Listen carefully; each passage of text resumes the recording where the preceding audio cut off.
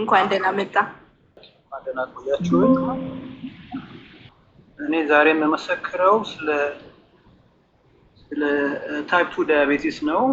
ያው አዚህ ታውቂያለሽ ከ2019 መጨረሻ ጀምሮ ያው ከመጀመሪያውም ያወቁት ዴንቲስት ጋር ሄጄ ብለድ ፕሬሸር ከፍ ብሏል እና ዶክተር ማን ነው ምናምን ብሎኝ ከዛ ቼክ ተደረግ እና ዝቅ ማለት አለበት ብሎኝ ዶክተር ጋር ሲሄድ ብለድ ፕሬሸር ብቻ አይደለም እንደውም ስኑን ታይፕ 2 ዳያቤቲስ አለ ብዬ በቃ ያው በመድኃኒት ብለድ ፕሬሸር ቀነሰ፣ ግን ስኳሬ 7.3 ነበረ። መጀመሪያ ኮቪድ በመሃል ላይ ስለነበረ መሄድ አልቻልኩም እና 6.2 የነበረው ወደ 7.2 ነው 3 ደረሰ እና ዶክተሩም ያው መድኃኒት መጀመሪያ ውሰድ ብዬ ነበር፣ ግን ለምን አትወስድ ምናምን ሲለኝ አይ ወስዳለሁ አሁን ብለድ ፕሬሸር ተከርና አርግብየው ከዛ ያው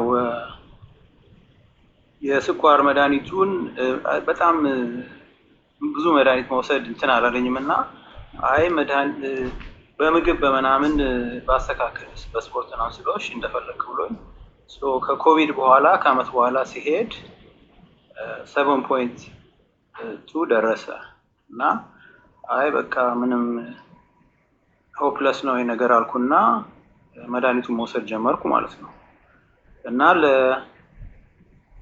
ኦልሞስት እንግዲህ ከ2021 እስከ 2025 ድረስ ወስድ ነበር እና በጣም I was so disappointed። በጣም ያሳስበኝ ነበር ስለ ጤንነቴ። በስኳር በሽታ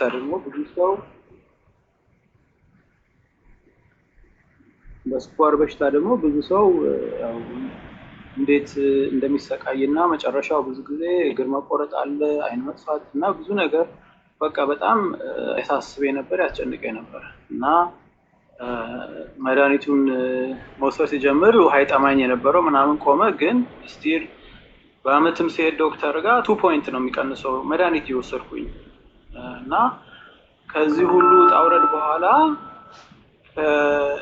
በአጋጣሚ ሆኖ ከ4 አመት በኋላ ባለቤቴ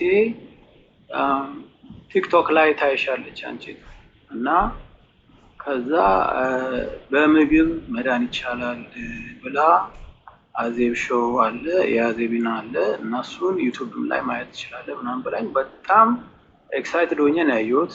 ማለት ዩቲዩብ ላይ ብዙ አሉ ዶክተሮች፣ ግን ይሄኛው ምን ያህል ሪች እንደምታረጋቸው ኮንታክት አርገሻቸው እንደምትረጂ እና ሁሉ ነገር ስለሰማሁኝ እና ስለተከታተልኩ ፕሮግራሙን በጣም በተለየ ሁኔታ ነው ይሄንን ነገር እንትን ያልኩት እና ብዙ ጊዜ ደግሞ ባለቤቴ ነበረች የምታገኝልሽ። እኔ ቀን ስራ ሲሄድ እሷ ነበረች የምትደውልልሽ እና ኮንታክት የምታደርግሽ እና እኔ ያልኩትን ከተከተለ የማይድንበት ምክንያት የለም 100% ይድናል ስላልሽ ብቻ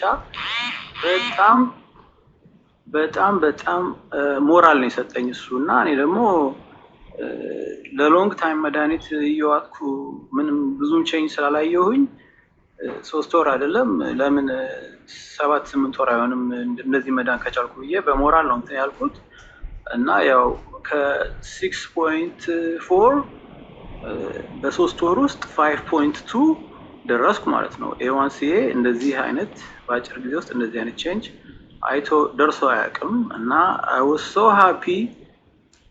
የዛን ቀን ከመደሰት የተነሳ እንቅልፍም አልወስድ ብሎኝ ነበረ እና I was so thankful እና ምንድነው እዚህ ላይ በጣም thank you በጣም I don't know how to thank you፣ ግን መቼስ God bless you ሁሉ ነገር እንዲቀናሽ ነው የምመኘው እና ሌላ ሰው ደግሞ እንደዚህ አይነት ችግር እያለበት ነገ ዛሬ የሚሉበት ምንም ሪዝን የለም። ይሄ ነገር በቀላሉ በህክምና በምግብ እንደዚህ በቀላል ነገር የሚድን በክኒን ሰውነትን መጉዳት መጨረሻ ላይ የሌላም የብለድ ፕሬሸርም ሆነ የስኳር በሽታ ወይም የሌላ በሽታዎች ችግር ያለባችሁ ዌይት ሉዝ ማድረግ የምትፈልጉም እኔ በጣም እሷን ተከተሏት ነው የምለው። በራሴ ያየሁት ነው። በራሴ ከስንት ጭንቀት፣ ከስንት ሀሳብ፣ ከስንት ስትረስ ነው ነፃ የሆንኩት እና አይ ዶንት ፊል ድካም አይሰማኝም እንደ በፊቱ።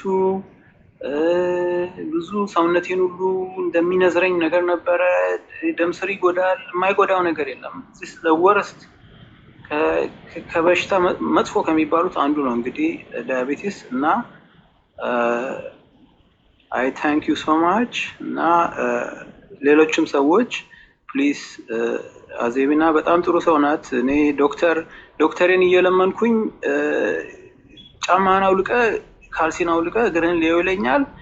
ከዛ ደግሞ ኩላሊቴን ምንን ይጨምቀኛል። ግን እሱ የሚያየው ለካ ለዳያሊሲስ በሽተኛ እስከመሆን ነው እንጂ ሌላ ነገር አልነበረም። እግሬን የሚያየው እግር ላይ በጣም መቅሰል ምናምን ከጀመረ እግር ሊቆረጥ እየተቃረበ ነው ማለት ነው። እና እንደዚህ አይነት ቦታ ስላደረስሽኝ ታንክ ዩ እና በጣም አመሰግናለሁ። እና ኦልዌይስ ፎሎ ዩ እና ሰፖርት አደርግሻለሁ። ታንክ ዩ።